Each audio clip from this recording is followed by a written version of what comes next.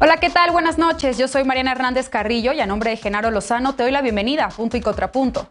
Alma Rosa Barragán, candidata de Movimiento Ciudadano a la alcaldía de Moroleón, en Guanajuato, fue asesinada ayer. A 2 semanas de que Abel Murrieta, aspirante a gobernar Cajeme en Sonora, también fue asesinado. La violencia electoral está sobrepasando a las autoridades, buscan infundir miedo en la gente para que no vote. Veremos qué opina la mesa de esta noche. Y frente a la violencia, la propuesta del dirigente de Morena, Mario Delgado, es sacar a la Guardia Nacional a las calles para vigilar la jornada electoral.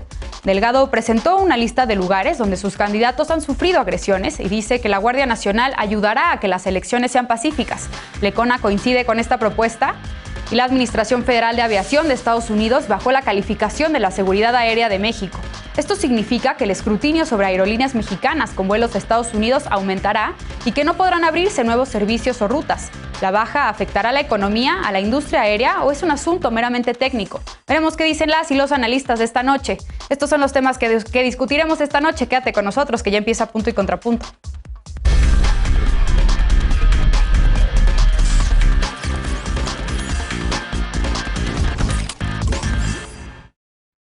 Ayer, Alma Rosa Barragán, candidata a la alcaldía de Moroleón, en Guanajuato, publicó un video en sus redes sociales invitando a la gente de la colonia La Manguita a acompañarla para escuchar sus propuestas. Igual, la candidata de Movimiento Ciudadano fue asesinada por hombres que llegaron al sitio a bordo de camionetas y motos. Hoy, el aspirante de Fuerza por México a gobernar Acapulco, José Alberto Alonso, también fue baleado. Esta mañana, el presidente López Obrador dijo que la delincuencia organizada quiere generar inestabilidad y pidió a la gente salir a votar sin miedo el próximo 6 de junio.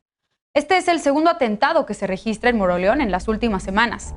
El pasado 17 de mayo, Juan Guzmán Ramírez, exalcalde y aspirante a diputado local, también fue baleado y resultó herido tras la agresión. Algunos analistas han señalado que estos atentados son parte de la pelea entre el cártel Jalisco Nueva Generación y el de Santa Rosa de Lima por el control del territorio. Una batalla que se ha reportado desde hace varios años, aun cuando en 2020 José Antonio Yepes, presunto líder del cártel de Santa Rosa, fue detenido y con esto el gobierno federal dio por acabado a este grupo. Además, Guanajuato no es la única entidad donde se ha reportado violencia electoral. El 14 de mayo, Abel Murrieta, candidato de Movimiento Ciudadano al gobierno de Cajeme en Sonora, también fue asesinado. La Secretaría de Seguridad Pública reportó el viernes pasado 13 homicidios contra personas candidatas, aunque según la consultora Etelect, son 34 candidatas y candidatos asesinados. Y para discutir esta noche nos acompaña como cada lunes y miércoles Lisa Sánchez, directora general de México Unido contra la Delincuencia. Buenas noches, querida Lisa, ¿cómo estás? Muy bien, Mariana, buenas noches a todas y a todos, ¿cómo están? Bienvenida. También nos acompaña Alfredo Lecona, activista y analista. Buenas noches, Alfredo, bienvenido. Hola Mariana, buenas noches a ti, a todas y todos. Eder Guevara, antropólogo y fundador de Morena. Buenas noches, Eder. Hola, muy buenas noches a todas y todos. Y Ana Montaño, feminista, activista y amiga de este programa. Buenas noches, Ana, bienvenida. Gracias, buenas noches a todas y a todos. Bien, pues primer tema de la noche. Comienzo contigo, Alfredo. ¿Qué decir de estos lamentables atentados, este lamentable asesinato de la candidata de Movimiento Ciudadano, Alma Rosa Barragán? Una víctima más de la violencia política a la que se enfrentan las y los candidatos en este proceso electoral. Primero, que no hay que decir, y creo que aquí ya no cabe ninguna de estas cosas, estos clichés que se repiten en cada proceso electoral de que esto es una fiesta democrática. Es, creo, si cabe el término, un trámite bastante doloroso, bastante amargo, donde yo no veo que haya un brote de esperanza, mensajes de esperanza como los que habían en 2018. Por ejemplo, hay muchas cosas que decir desde 2018 a este momento de lo que se ha hecho, de lo que no se ha hecho para mejorar las condiciones en las que se encuentran muchas personas que viven en esta situación de violencia brutal en el país, ¿no? Cuánto escozor causó aquel diagnóstico que se dio de que aproximadamente el 30-35% del territorio mexicano está dominado por el crimen organizado.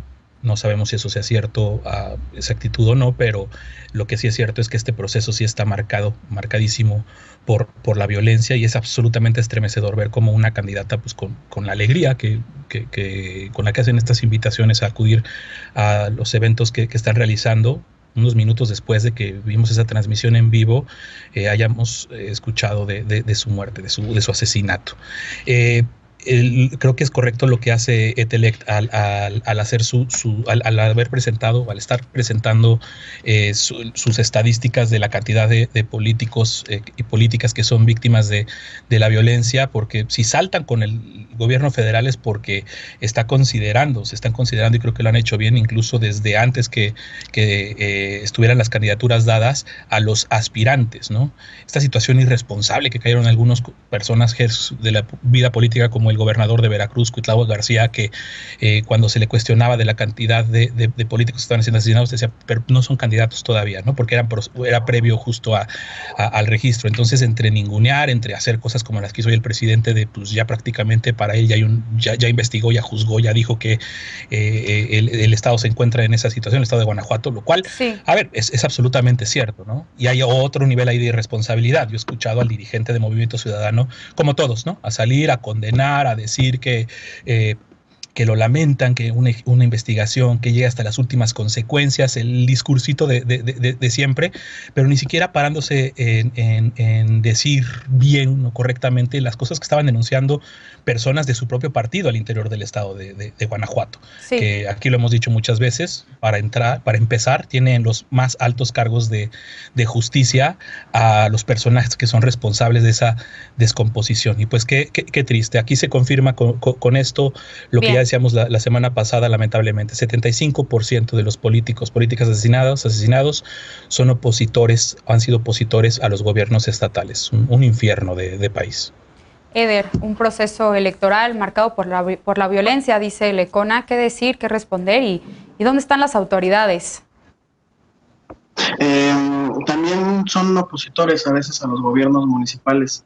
Coincido con Alfredo que no podemos llamar fiesta democrática a procesos electorales en donde hay candidatas y candidatos que no pueden recorrer tranquilamente su municipio o su estado por las amenazas. No puede ser una fiesta democrática una elección en donde hay planillas municipales que no se completan porque, como ya lo he platicado aquí, están amenazados por grupos del crimen organizado. El programa anterior platicábamos y yo hablé de los límites del Estado, y creo que los límites del Estado-Nación, de los tres poderes, de los tres niveles de gobierno en México, está en lo comunitario, en los municipios. Y eso a mí me preocupa mucho porque es evidente que es muy fácil para grupos con poder armamenticio llegar y asesinar a una candidata con la absoluta impunidad. Y en medio de toda esta situación, yo sí quisiera saber cómo van las investigaciones, qué está haciendo la Fiscalía General de la República, porque ya son muchos los atentados que hemos visto en este proceso electoral. Y sin embargo, lo que sí creo es que no es algo reciente, está la oleada ahorita, es muy doloroso que esté sucediendo, pero a mí me ha tocado ver en el segmento siguiente, les voy a contar algunos ejemplos de cómo la forma en la que el crimen organizado tiene controlados municipios en donde la gente no puede salir a votar con absoluta libertad. Eso no debería suceder en este país, no deberemos naturalizarlo en México, y mientras esté esa situación no hay democracia. No es posible que llamemos democracia a procesos electorales en donde si una persona honesta no avasalla, no gana las elecciones, y tampoco es posible llamarle democracia a un proceso en donde, insisto, no pueden caminar libremente a hacer campaña los candidatos y candidatas de cualquier partido, pero como bien dice Alfredo, que sean opositores al gobierno municipal o estatal y que entonces estén en peligro porque hay corrupción, y eso es muy grave lo que está pasando en este país. Lisa, un fenómeno de violencia que además está ocurriendo en todo el país. De acuerdo con el mapa que hace esta consultora Etelect, pues solo 10 estados son los que no han registrado algún tipo de agresiones y atentados como los lamentables que presenciamos ayer.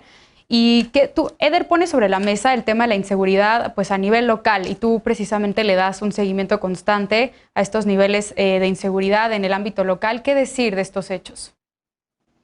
A ver, creo que hay varias reflexiones y en cierto sentido, o sea, es decir, Eder tiene razón, pero digamos hay otros elementos que también hay que tomar en cuenta. Este reporte que presenta esta consultoría y que terminó, por cierto, bueno, que su fecha de corte fue el 30 de abril, habla de 476 hechos delictivos en contra de personas que están contendiendo a un puesto de elección popular, 443 víctimas, 79 homicidios sin contar de los que estamos hablando el día de hoy, de los cuales 12 son mujeres, pero documenta cientos de amenazas, por ejemplo, que era una cosa que hablábamos el lunes pasado con respecto a la violencia en contra de los defensores. Pero ese primer elemento que quiero destacar es de nuevo es decir, son asesinatos que importan con respecto al grueso de los homicidios dolosos porque son personas que están contendiendo por un cargo popular y lo que se presume es justamente que hay una intervención de un crimen organizado, pero también de un status quo político estatal, en el nivel local, estatal, que media, ¿no?, las relaciones con ese crimen organizado, que lo que buscan justamente es evitar que una opción política llegue o mantener a una opción política a costa del propio proceso y la libertad y el derecho a elegir de las personas. Entonces, sí es cierto que hay un límite del Estado en el sentido en el que las instituciones parecen no ser suficientes para poder investigar, procurar justicia, sancionar a los responsables, prevenir nuevos casos y reparar el daño a las víctimas indirectas que quedaron en el caso de los asesinatos. Pero es cierto también, y lo documentaba Crisis Group, nuestro colega Falco Ernst, y lo documenta también Roman Lecour de Noria Research, que hay una participación activa de actores políticos en lo municipal y en lo estatal que permite el florecimiento de economías ilícitas, que permite el florecimiento de actividades ilícitas y grupos delictivos y que por lo tanto participa activamente del mantenimiento de ese status quo y que recurre a la violencia para que otros grupos de poder, otros partidos políticos, nuevos gobiernos no se establezcan en esos territorios para que no se afecten esos equilibrios. Entonces, cuando hablamos de violencia política, creo que también tenemos que reconocer el rol que juegan varios actores políticos y gubernamentales en todos los niveles para mantener ese nivel de cosas y ese nivel de agresión para intimidar al electorado y para intimidar a los opositores. Ana, finalmente, frente al escenario que pone Elisa sobre la mesa, pues, ¿qué hacer para prevenir, para evitar estos altos índices de violencia contra personas que aspiran a un cargo de elección popular?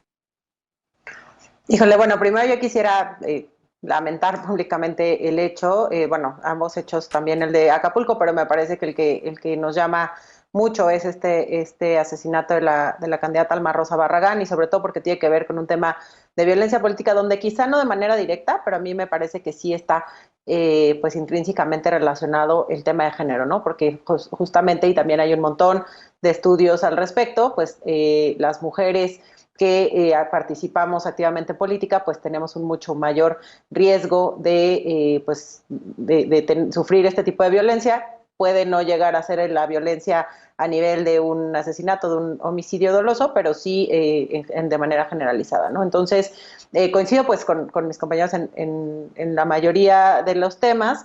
Efectivamente, pues me parece que hay una situación en Guanajuato muy específica que no tiene nada más que ver con este proceso electoral, sino de manera generalizada, en donde, pues bueno, el tema del crimen organizado y las luchas que hay por los territorios son muy evidentes, ¿no? Desafortunadamente ya la situación de inseguridad dentro del estado de Guanajuato en los últimos años ha ido creciendo de manera imperante.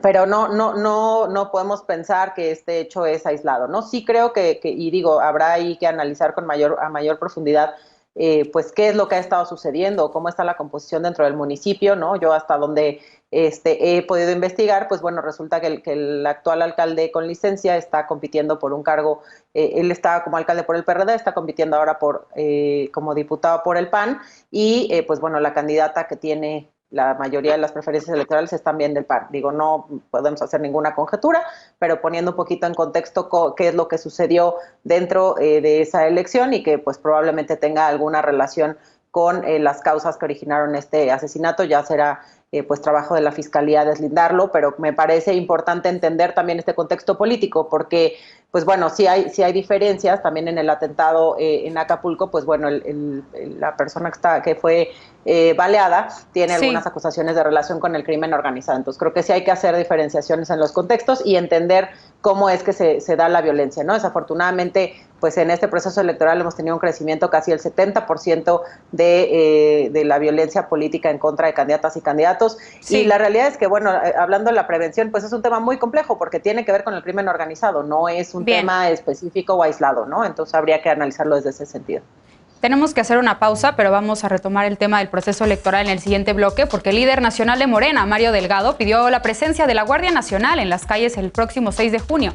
Dijo que así se garantizará el voto libre y pacífico. Regresamos con este tema, punto y contrapunto, no te vayas.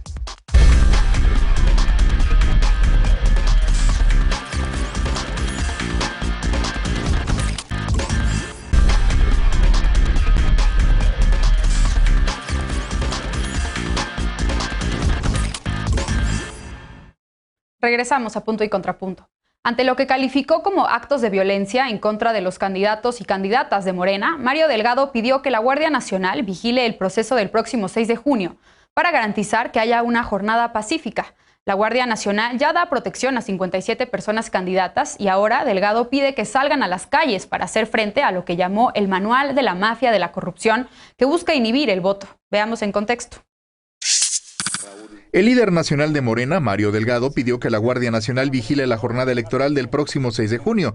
Dijo que para tener una jornada pacífica considera necesaria la presencia de la Guardia Nacional en las calles del Estado de México, en algunas zonas de Michoacán, así como en Guerrero, Tamaulipas, Campeche y en la costa de Oaxaca. Según el dirigente, en estos lugares los partidos de oposición podrían generar miedo y que la gente no salga a votar. Añadió que la presencia de la Guardia Nacional garantizará el voto libre y pacífico y que su petición no busca utilizar a las instituciones policíacas con fines políticos, sino garantizar una jornada tranquila. Desde Michoacán acusó a sus opositores de violencia contra las y los candidatos de su partido y en específico pidió al gobernador de Michoacán, Silvano Aureoles, sacar las manos del proceso electoral.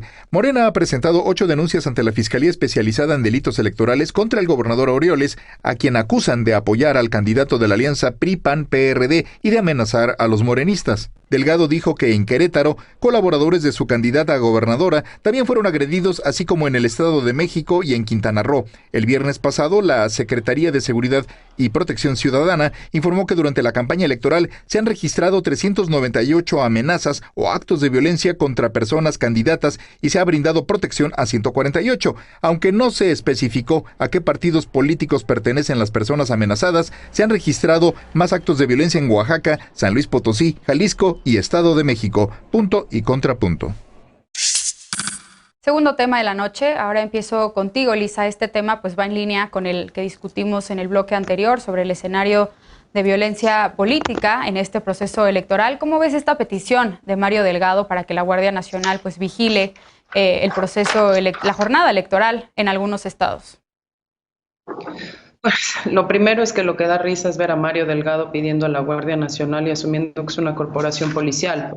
Él mismo fue el que organizó mientras era senador todos los foros de víctimas de los abusos a los derechos humanos cometidos por las Fuerzas Armadas y sabemos que en los hechos la Guardia Nacional es militar. Pero al margen de eso, digamos que podría ser un análisis sobre quién solicita y no sobre lo que se solicita. Creo que el punto de la seguridad en la jornada electoral va a ser muy importante, pero no necesariamente va a depender única y exclusivamente del despliegue federal, o no puede depender del despliegue federal, por 2 motivos. Uno, porque aunque sea necesario ofrecer protección extra, sobre todo en aquellos lugares en donde se tiene registro que la violencia está desbordada, pues se tendrá que hacer siempre en coordinación y con la participación de las policías locales y de las autoridades locales, justo para que estas no sean las que puedan desresponsabilizarse en el largo plazo de no poder mantener el control sobre sus territorios y ofrecer a su población seguridad. Pero 2, porque al final del día termina siendo una intervención que lo que busca es generar, digamos, como disuasión por despliegue. Y muchas veces en este tipo de operativos en donde lo que estamos viendo es que es imposible identificar, por ejemplo, a un grupo de personas que llegan en automóviles, en motocicletas, disparan a plena luz del día contra una candidata, pues la presencia o la no presencia puede no disuadir porque dependerá de dónde está esa presencia, ¿no? Es decir, si se concentra en algunos puntos y los hechos de violencia se presentan en donde estos no estén. De ahí que sea súper importante, de verdad, y yo sé que sueno a disco rayado, que las autoridades puedan mantener siempre primero las actividades de investigación, que sepan y puedan hacer las detenciones, los operativos, lo que sea que se requiera antes de manera de manera como muy puntual, con evidencia, con pruebas suficientes, de manera no violenta, de forma que la presencia federal no se vuelva justamente como lo que los mismos militares reconocen como los famosos patrullajes de intimidación, ¿no? O sea, creo que eso termina siendo ya un recurso último frente a una jornada que se les desbordó incluso antes del 6 de junio.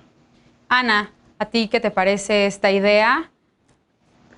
Pues regresando si crees que realmente es necesaria la presencia de la Guardia Nacional para garantizar la seguridad, como ya dice Lisa, en esta coordinación pues de diferentes autoridades, tanto federales como locales, estatales.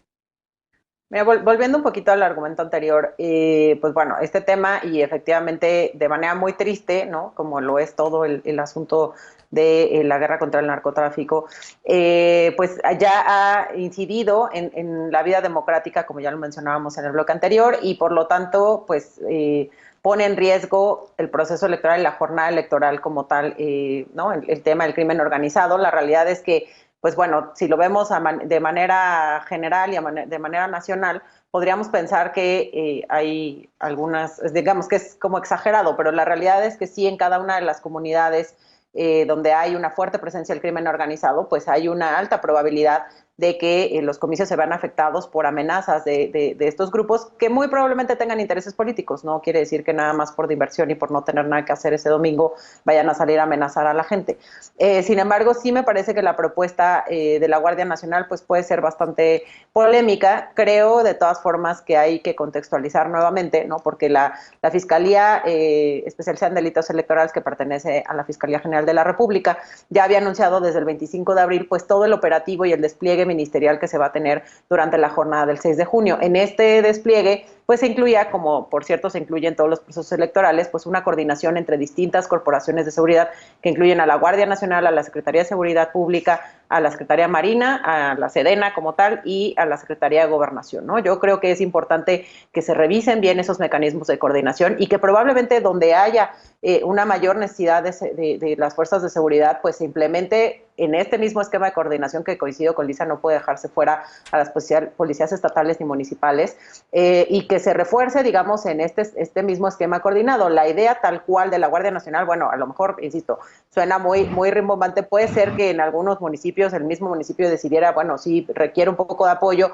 pero no tomarlo como una política generalizada, sino que municipio por municipio se revise cuál es el estatus respecto a este operativo que ya propuso la Fiscalía, la FEDE, ¿no? Y entonces se decida, quizá actualizando estos nuevos eventos de violencia, si en algunos casos es necesario reforzar la seguridad mediante la corporación que más eficiente sea y que más útil sea en ese momento, ¿no? Sí. Y que la Fiscalía pues también esté pendiente del probable uso político de cualquiera de estas corporaciones, tanto las estatales, las municipales y las federales. O sea, eso creo que también es importantísimo recordar.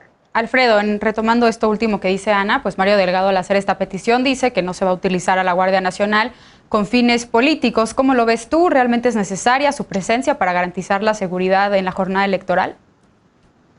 Bueno, lo de Mario Delgado es una contradicción en tantos niveles que requeriría más de 2 minutos para poderlo explicar, pero coincido con la risa que le da a Lisa.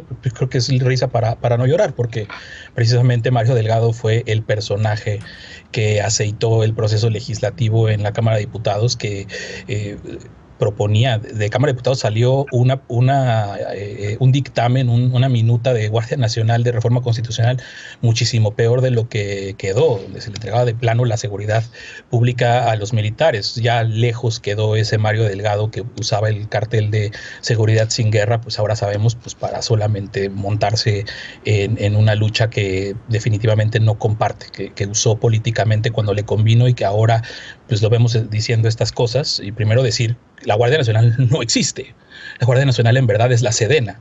Está conformada 7 de cada 10 miembros por miembros que vienen de las Fuerzas Armadas. No se está reclutando civiles. Entonces, cuando surge ese tipo de propuestas, o Mario Delgado dice que se saque a la Guardia Nacional en la jornada electoral, lo que se está diciendo en verdad es militarizar la jornada electoral.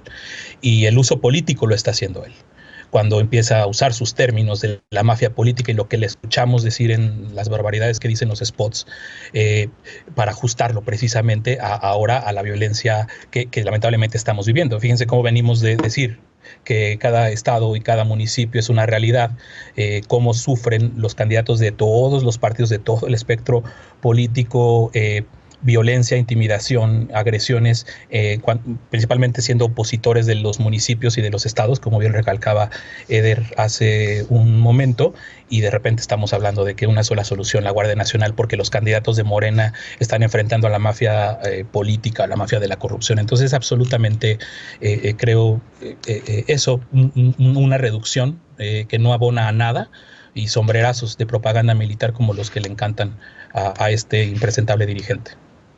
Eder, militarización del proceso electoral, ¿cómo lo ves tú? ¿Qué le responderías a Alfredo? A ver, optó Alfredo por hablar de Mario Delgado y no de las denuncias que está haciendo, que también hemos hecho respecto a Silvano Aureoles en varias ocasiones. Lo que Mario está señalando es la forma en la que en Tierra Caliente, en Michoacán, Estado de México y Guerrero, las fuerzas amafiadas están operando y están poniendo en riesgo el proceso electoral. Entonces ahí hay un problema muy serio. Optar por hablar sobre Mario Delgado y no sobre la situación que se está viviendo en el país, me parece que es desviar la atención de algo muy grave. Por otro lado, el comportamiento que ha tenido la Guardia Nacional desde su creación hasta la fecha ha sido ejemplar. Ha habido conflictos, sin duda. Perdón. Todos han sido investigados, ha habido sanciones. Déjame hablar, maestro. Ha habido sanciones para quienes han abusado de su fuerza dentro de la Guardia Nacional, pero hasta ahorita el comportamiento ha sido ejemplar de la Guardia Nacional en cada una de las tareas que se les han asignado. A mí me encantaría, como dice Elisa, que hubiera una plena coordinación entre las policías estatales y municipales y la Guardia Nacional. Es lo ideal y espero que suceda en otros estados de la República, pero en Michoacán no podemos confiar en eso. Hay un montón de casos, a mí me tocó en Tierra Caliente, en Michoacán, que la policía estatal estaba amenazando a la población, no a los candidatos, en 2018, para que votaran por los candidatos opositores a López Obrador. Y hay secciones electorales en donde me tocó vivirlo. La población se tuvo que poner la playera del PRI para que los dejaran ir a votar tranquilamente y votaran por quien quisieran.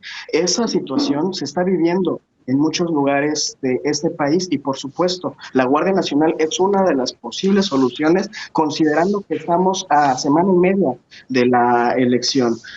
Por supuesto, me encantaría un escenario más ideal, insisto, por supuesto que me gustaría ver a las policías municipales y estatales cuidando este proceso electoral, pero hay lugares en donde no sucede. En el Estado de México también hay un montón de imágenes, ustedes lo han visto, en donde es la policía estatal la que pone sus camionetas para acarrear gente para la votación. Entonces, en esta circunstancia es bien difícil que haya en algunos puntos, insisto, en algunos estados de la República, es bien difícil que haya una coordinación. Por supuesto que estoy de acuerdo con que la Guardia Nacional acompañe el proceso y sí, también coincido con Lisa en que en la mayoría de los casos sería de disuasión la estrategia y, sin embargo, lo ideal sería que se acabe toda esta violencia en general en el país, pero mientras tengamos a personajes como Silvano Aureoles en el poder, va a ser muy complicado que podamos confiar en las autoridades estatales o municipales. Alfredo, levantaste la mano y por alusiones personales, adelante. Sí, pues vaya, también hay que ver en todo caso si Eder puede hacer un análisis complejísimo, total, no solamente de un solo ángulo, que también hay mafiosos candidatos al poder de su propio partido, como Delgado Macedonio. E impecable el comportamiento de la Guardia Nacional que asesinó en la caravana por el agua en este conflicto que hubo en la presa en Chihuahua en septiembre a mujer.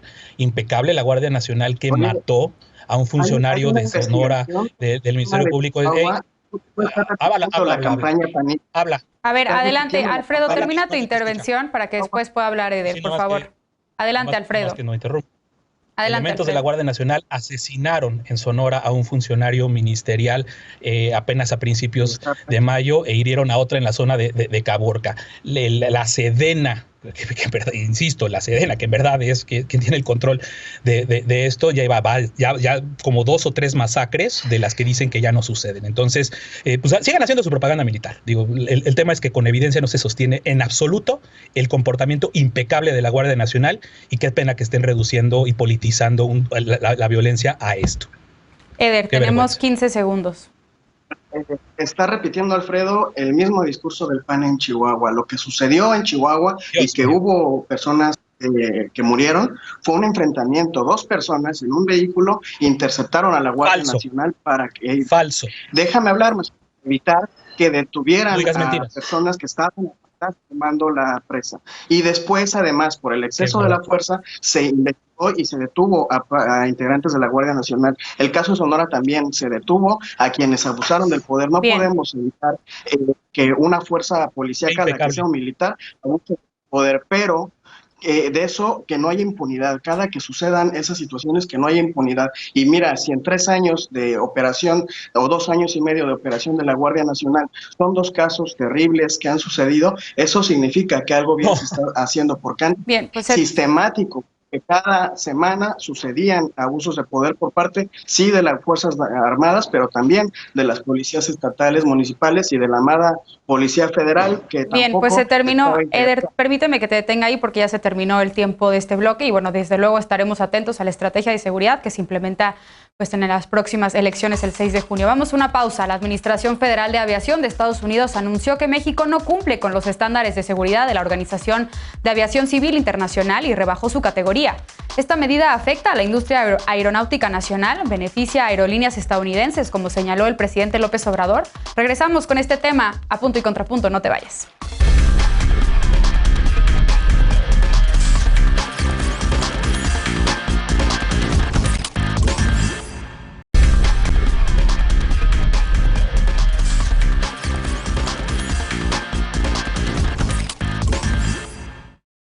Regresamos a Punto y Contrapunto. Ayer se confirmó que la Administración Federal de Estados Unidos bajó la calificación de seguridad aérea de México por no cumplir con los estándares de la Organización de Aviación Civil Internacional, la OACI. La Secretaría de Comunicaciones y Transportes ya dijo que hará todo lo posible por recuperar rápidamente la categoría 1 y el presidente López Obrador consideró que esta baja tiene el propósito de ayudar a las líneas estadounidenses. Veamos en contexto. Este martes, la Administración Federal de Aviación de Estados Unidos informó que la calificación de seguridad aérea de México bajó de la categoría 1 a la 2. Esto significa que la regulación mexicana no cumple los requisitos necesarios para supervisar a las compañías aéreas nacionales según las normas internacionales mínimas de seguridad o que la Autoridad de Aviación Civil carece de experiencia técnica, personal capacitado, conservación de registros, procesos de inspección o resolución de problemas de seguridad. Las compañías aéreas mexicanas pueden continuar el servicio existente hacia los Estados Unidos, pero no abrir nuevos servicios o rutas. Además, las aerolíneas estadounidenses no podrán ofrecer vuelos en convenio con las mexicanas. La revisión hecha de octubre de 2020 a febrero de 2021 identificó varias áreas de incumplimiento de los estándares de seguridad establecidos por la Organización de Aviación Civil Internacional, OACI. En tanto México mejora su sistema de supervisión, Estados Unidos aumentará su escrutinio sobre vuelos de las aerolíneas mexicanas hacia ese país. En abril, el Congreso mexicano reformó la Ley de Aviación Civil para evitar la degradación, según advirtieron entonces los legisladores. operadores. La reforma dio a la Secretaría de Comunicaciones y Transportes el papel de autoridad aeronáutica en aeropuertos, helipuertos y aeródromos y otorgó a la Comisión Investigadora y Dictaminadora de Accidentes Aéreos independencia y autoridad absoluta para investigar accidentes e incidentes de seguridad operacional. Aún así, México fue degradado. La SCT señaló que cuando se hizo la revisión, la Agencia Federal de Aviación Civil operaba con una cuarta parte de su personal y que la seguridad y operación de los vuelos hacia Estados Unidos está garantizada. En 2010, cuando México pasó a categoría 2, logró recuperar la categoría 1 en 5 meses. Punto y contrapunto. Último tema de la noche, Eder. Este tema pues ha despertado muchas reacciones en la opinión pública. La nota ya explicaba las implicaciones de esta baja en la calificación de la seguridad aérea para las aerolíneas mexicanas. Pero ¿qué consecuencias tiene esto para el país? Y si coincides con el presidente López Obrador de que hay intereses detrás de esta decisión para beneficiar a algunas aerolíneas estadounidenses. No me extrañaría, ya lo vimos con el tema de las energías renovables y el interés del gobierno de Estados Unidos de impulsar no las energías renovables, sino a sus empresas que producen energías renovables y que tienen contratos ventajosos aquí en México y cómo presionan para que operen en México con el discurso de las energías renovables y el combate al cambio climático. No me extrañaría que sea algo similar, sin embargo, con toda franqueza yo me declaro incompetente para hablar de un tema tan técnico como el de la aviación. Solo espero que las consecuencias económicas no sean tan duras. Ya hay costos terribles para las compañías de aviación mexicanas y pues la Secretaría de Transportes tiene que atender de inmediato para evitar que siga habiendo pérdidas. En el contexto de la recuperación económica, en el contexto cada vez hay más movimiento en los aeropuertos, por suerte, porque eso significa que ya se está activando la economía y en ese contexto sería muy doloroso para el país que sigan estos candados y siga esta presión por parte de los Estados Unidos para evitar que haya convenios, porque de repente incluso para las interconexiones puede ser un problema. Entonces yo no tengo idea de si estos violaciones a la seguridad que dice el gobierno de Estados Unidos son muy graves. Creo que hasta hoy no ha habido un caso de un terrorista que viaje de México a Estados Unidos, pero no tengo idea. Hay que esperar a ver cómo se da este debate y esperemos a ver cómo se encuentra una solución conjunta y bilateral. Lisa, efectivamente, analistas han dicho que pues esta decisión va a afectar en gran medida a las aerolíneas mexicanas que pues han tratado de recuperarse después del impacto por la pandemia de la COVID-19 que las afectó pues mucho. ¿Cómo lo ves? ¿Qué decir de este tema? Mira, por lo que entendí de lo que estuve leyendo, Mariana, lo que afecta es la posibilidad de que las aerolíneas mexicanas abran nuevas rutas en códigos compartidos con aerolíneas estadounidenses, porque si en Estados Unidos no se tiene la calificación deseable, a las aerolíneas estadounidenses no se les permite entonces establecer estos convenios de vuelos compartidos en donde, por ejemplo, American Airlines te podría vender un boleto que es un código compartido operado con Volaris, por decir algo, con Aeroméxico, lo que sea. Y eso tiene una afectación porque efectivamente, pues del total de pasajeros de vuelos comerciales que se mueven en México, una parte muy importante de esos tráficos internacionales provienen de Estados Unidos y se operan a partir de la colaboración entre aerolíneas estadounidenses y mexicanas. Por eso a mí un poco lo que me preocupa es que el debate primero salga de la suspicacia de quién es el beneficiario y no estemos pensando realmente cuáles son las razones por las cuales se degrada esta calificación, las implicaciones que tiene también para la industria aeronáutica nacional, para la operación de los propios complejos aeroportuarios que dependen de la llegada y el tráfico aéreo de estas líneas nacionales e internacionales y que si no pueden, por ejemplo, las mismas empresas asociadas surtir combustible, asignar los llamados slots o los parking spaces, ¿no? O sea, el uso de las pistas, el uso de los estacionamientos, el uso de las puertas a esas aerolíneas que muevan un determinado número de millones de pasajeros anuales, pues evidentemente también tendremos consecuencias económicas. Pero creo que lo más importante y de lo que te indican las razones por las cuales estaba degradando esta calificación tenía que ver porque se anotaban a estos supervisores que no existían en México las condiciones tanto de certeza jurídica y regulatoria para realmente ejercer una correcta supervisión sobre los distintos actores que participan en el transporte aéreo de pasajeros. No había suficientes digamos, como visitadores o supervisores que pudieran realmente verificar el cumplimiento de ciertos estándares y normas. No se tenía suficiente recurso también para operar estas supervisiones, la ejecución de estas normas internacionales de seguridad, etcétera, etcétera. Y creo que eso sí merecería la pena que nos preocupáramos, porque de acuerdo a las propias cifras, solo del Aeropuerto Internacional de la Ciudad de México, pues se mueven anualmente en nuestro país más de 30 millones de pasajeros aéreos. Según la Secretaría de Turismo, cada trimestre en vuelos provenientes y dirigidos a Estados Unidos se mueven cerca de 5 millones de pasajeros, y creo que garantizar la seguridad para la operación de esos vuelos y garantizar la seguridad de esos pasajeros sí debe ser un tema particularmente importante para la SCT, para el gobierno federal, y recuperar esa calificación sin duda alguna debe ser una prioridad. Recuperar la calificación debe ser una prioridad. Alfredo, en algunos medios ya se registra un presunto costo, tan solo en este día desde que se anunció esta decisión, de más de 10,000 millones de pesos para las aerolíneas mexicanas y grupos aeroportuarios que cotizan en la Bolsa Mexicana de Valores. ¿Cómo lo estás viendo tú? ¿Qué decir de esta decisión? Perdón que primero regrese al tema del bloque anterior, porque no creo que sea correcto que se deje la idea criminalizadora que dejó ahí Eder de la muerte, del asesinato de Jessica Silva, ni que estén pasando las cosas que dice Eder de la justicia y que no hay impunidad. Tan solo la semana pasada se hizo la reconstrucción de los hechos sin avisarle a los familiares de Jessica, y ya hay 5 de los 6 militares de los guardias nacionales detenidos libres. Entonces, pues ahí está su no impunidad. Yo realmente, igual que mis compañeros, pues no soy en absoluto experto en aeronáutica.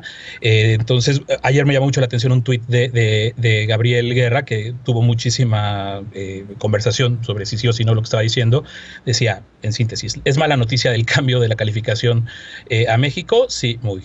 ¿Es responsabilidad de este gobierno? Por supuesto. ¿Tiene remedio? Sí. ¿Requiere esfuerzo y compromiso? ¿Afecta el día a día actual? No. Ya es donde creo que ha habido más polémica, que si ya había sucedido, sí, en 2010 y se resolvió. O sea, no es la primera vez, y coincido con esta preocupación de Lisa de si estamos nosotros diciendo que es un tema técnico, llevarlo a la arena del complot, porque el presidente es incapaz de dejar de llevar todo lo que sucede al sospechosismo y admitir algo, cuando a la par casi mientras el presidente decía esto en su show de la mañana, en W Radio, un funcionario, Carlos Morán, subsecretario de Transporte de la Secretaría de Comunicaciones y Transportes, decía otra cosa, que ya fueron resueltos los 28 hallazgos, o sea, que eran hallazgos, quiere decir que era correcto, señalados desde la Administración Federal de Aviación, pero que los mandaron en los últimos días, entonces no los alcanzaron a revisar. Entonces, pues ni entre ellos se ponen de acuerdo, y ojalá que para corregir esto y salir pronto de esta calificación se muevan las cosas desde la perspectiva técnica y no desde el discurso facilón político. Ana, ¿tú cómo ves esta decisión? ¿Encuentras afectaciones, además de lo que ya comentan las y los compañeros? Y si crees que al final pues los consumidores vamos a ser los más perjudicados por esta decisión. Mira, yo creo que primero coincido con Alfredo en que tratar de hacer de este tema un escarnio político y decirlo nada más porque sí, pues nada más que creo que él mismo lo hace, no solo ahorita. Pero el asunto, regresando a lo técnico y para no meterme en esa parte, justo, a ver, un proceso de auditoría implica que hubo una revisión que ya sabemos fue de octubre de 2020 a febrero de 2021. Coincido plenamente con el tuit de Gabriel Guerra, que justo hay la implicación no es pues del cotidiano, del día a día, ¿no? Sin embargo, sí, por supuesto, en la parte de las inversiones, que es lo que ya vemos incluso el día de hoy reflejado en los valores que se tienen en la bolsa por parte de las aerolíneas mexicanas y de distintos de los grupos aeroportuarios, pues es donde empiezan las implicaciones económicas para los grupos empresariales que detentan esas acciones, ¿no? No es una, y bueno, y sus accionistas, por supuesto, pero no, digamos, no es una implicación generalizada hacia la ciudadanía. Yo creo que también es importante, y ahí también, ante mi carencia técnica, pues lo pongo sobre la mesa, que se vea si esta decisión de la asociación estadounidense, porque no es el organismo internacional quien determina en este momento, no se han pronunciado ellos, entonces no sé si hay algún mecanismo como de pues un tribunal que defina si efectivamente se están o no contradiciendo estas normas, porque no es el organismo internacional quien define que no se están cumpliendo con los estándares, sino el organismo estadounidense, ¿no? Me parecería interesante ver esa parte, pero más allá de eso, efectivamente, ya a partir de el año 2010 que se hizo esta como recuperación de la categoría, pues sabemos que puede hacerse nuevamente, y ya la Secretaría de Comunicaciones y Transportes se comprometió a que se va a hacer en un lapso entre 4 y 6 meses, ojalá sea así. Yo sí creo que puede haber, y que hay seguramente, y los gobiernos, y sobre todo el gobierno estadounidense, hace uso de sus instituciones para beneficiar a sus compañías. Sin embargo, pues la responsabilidad del gobierno mexicano es defender a las propias, ¿no? Y entonces ahí, pues de lo que se trata es de que burocráticamente, y que seguramente el tema de la auditoría, y por lo que han declarado los funcionarios de la Secretaría de Comunicaciones y Transportes, es un tema administrativo y que tiene que resolverse, y que seguramente puede resolverse pues de una manera sencilla, ¿no? Sin embargo, pues bueno, si es así, pues con mayor razón urge que se haga precisamente para evitar estas afectaciones. Y por otro lado está la parte mediática, que es lo recurrente, ¿no? O sea, una cosa es lo que sucede en realidad y otra cosa es cómo se mediatiza, que entonces ahora ya todo el mundo está hablando si Santa Lucía, cuando no tiene absolutamente nada que ver esta parte, cuando todo el mundo ya está diciendo que entonces las obras de la cuarta transformación están en riesgo. Es decir, ahí es donde se pierde toda perspectiva. Yo no recuerdo que en 2010 hayamos hecho un escándalo de este tamaño sobre la pérdida de la categoría, que se resuelva administrativamente, burocráticamente, por supuesto que es responsabilidad del gobierno, de quién más, si es quien administra las comunicaciones, pero pues que se quede en esa parte y que no se asuma que entonces, bueno, esto ya tienen unas implicaciones, porque quienes acusan al presidente de hacer este tipo de declaraciones, pues son los que las hacen igual, pero para el otro lado, ¿no? Diciendo que, bueno, entonces ya esto implica el fracaso de la política de telecomunicaciones de la 4T, del aeropuerto Felipe Ángeles, etcétera, cuando pues son temas que no tienen nada que ver y que lo único que hacen es desinformar a la ciudadanía. Sí. Que tendríamos que en todo caso, como dices, estar viendo si como consumidores nos afecta o no este tema. Podría afectar. Bien. Si las aerolíneas estadounidenses suben sus costos, es la única parte que yo vería, ¿no? Bien, pues veremos si hay un cambio en esta calificación a la seguridad aérea de México. Tenemos que hacer un corte y regresamos ya con la paparrucha de esta noche, y para despedirnos de las y los panelistas. No te vayas.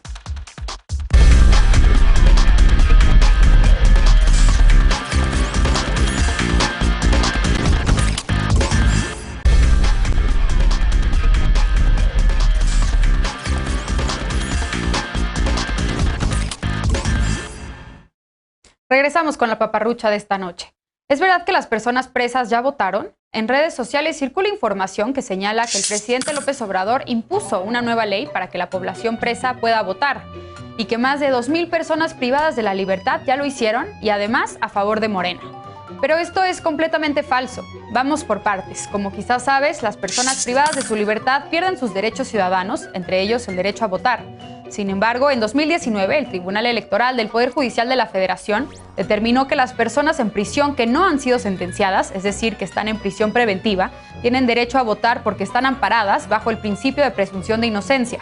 El tribunal ordenó entonces al Instituto Nacional Electoral, el INE, realizar un programa piloto para que, tras ser evaluado, se pueda implementar en las elecciones de 2024 y se garantice así el voto a las personas en prisión preventiva.